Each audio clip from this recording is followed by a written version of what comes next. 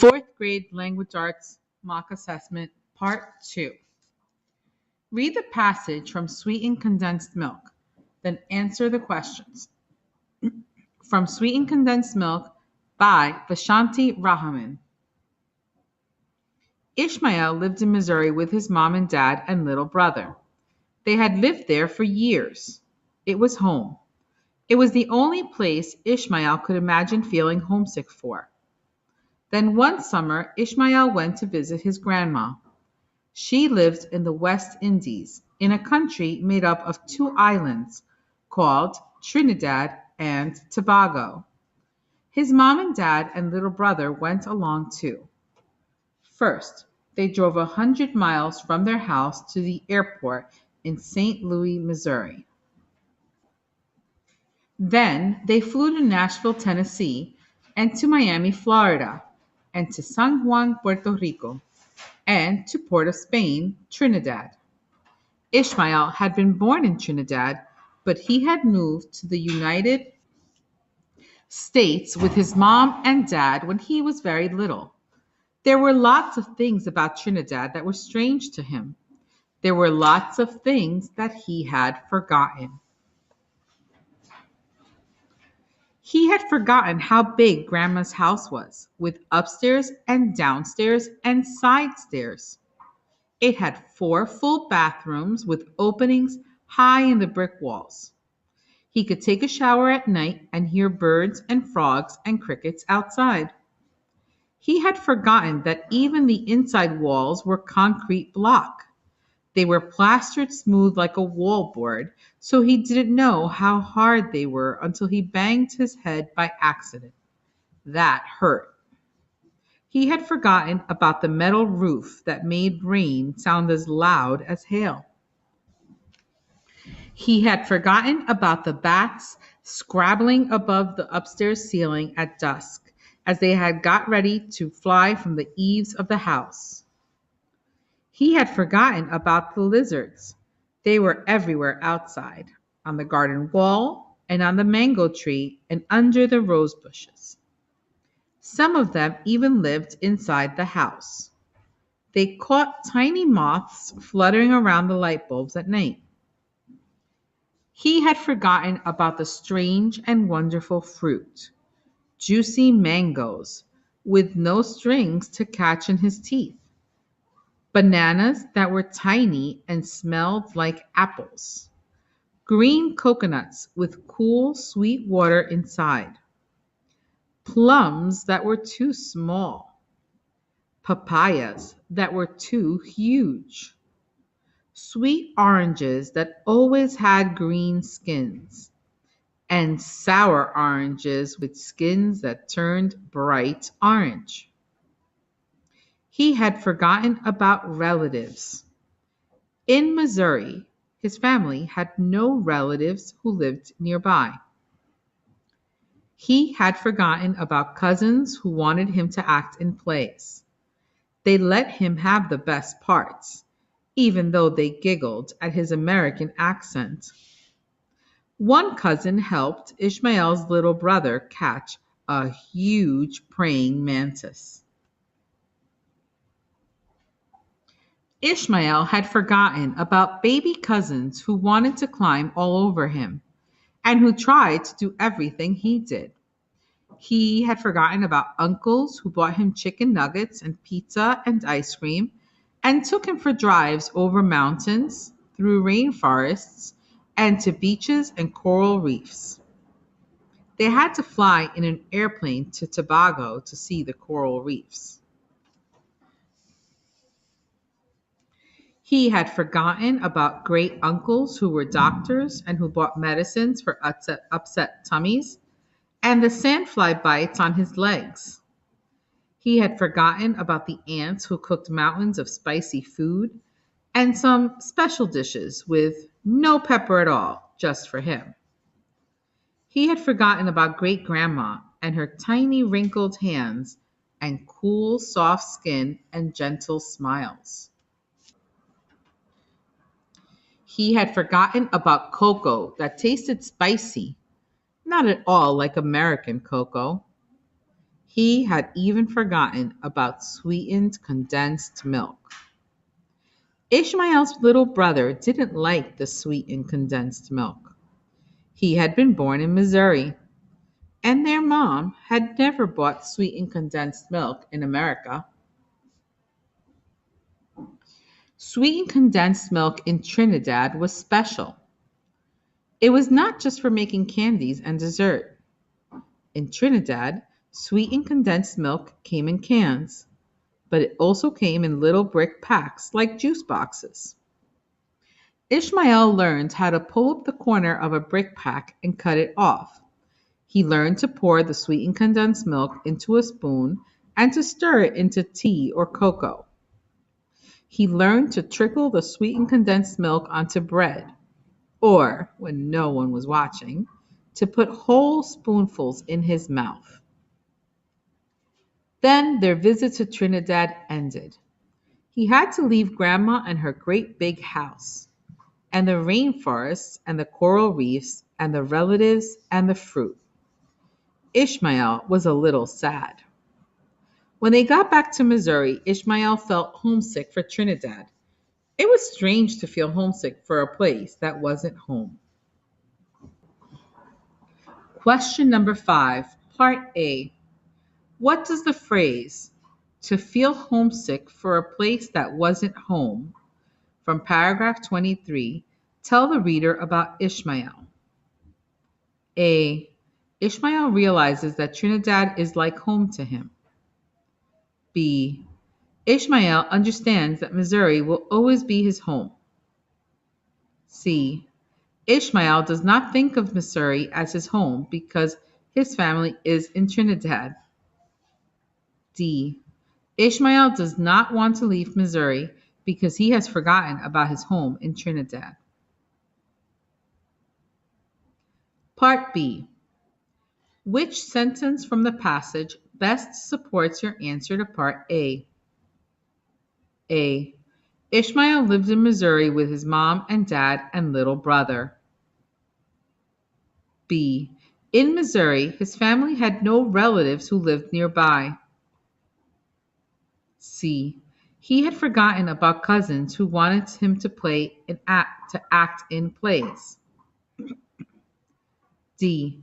He had forgotten about great grandma and her tiny wrinkled hands and cool soft skin and gentle smiles. Question number 6, Part A. Based on sweetened condensed milk, which part of visiting Trinidad most likely had the greatest impact on Ishmael? A. The look of Grandma's house. B. The types of animals that live there. C. The family members that Ishmael sees. D. The different kinds of food that Ishmael likes. Part B. Which detail from the passage best supports the answer to Part A? A. The metal roof. B. Bats scrabbling above. C. Plums that were too small. D. Uncles who bought him chicken nuggets. Question number 7.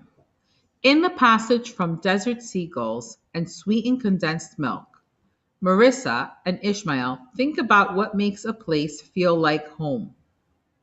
Use details from both passages to write an essay about what home means to each character.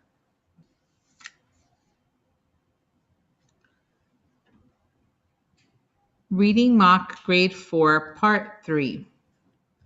Read the poem Shadows, then answer the questions. Shadows by April Pulley Sayer. Shadow of a flower, shadow of the moon, shadow of a tree trunk, shadow of the moon. Searching for shadows, we run, hop, stare. A lot of shadows here and there. Dragonfly shadows zip and pop. Running horse shadows never stop. Our shadowy shapes shift as we dance. Leg kick, prance, prance, prance. My friend catches my shadow's hand, hand in shadow, as we walk in the sand. A ball at its shadow, fall and meet, rolling to my shadow's feet. We outline the shadows with a piece of chalk, but later they've moved on the hot sidewalk. A man keeps a shadow under his hat. An umbrella opens, a shadow falls. Splat! Clouds move in, sponging shadows away, but the shadows return with the sun. Let's play. Hand shadows hop through the tall green grass. Underwater shadows follow four fast bass. Toe shadows walk on the bottom of a creek. Sudden scary shadows make us shriek. Bird shadows skim over shrubs and rocks. Sundial shadows turn like clocks. Tree shadows make cool spots to rest. I think I like these shadows the best. Question number 8, Part A. Which phrase best describes the speaker in the poem? A. Someone willing to help others with an important task. B. Someone comfortable performing before a large audience. C. Someone who shares books with friends. D. Someone who enjoys being outside. Part B. Which two details from the poem provide evidence to the answer to Part A? Please choose two answers. A. Our shadowy shapes. B. My friend catches. C. Under his hat. D. Through the tall green grass. E. On the bottom of a creek. F. Make us shriek.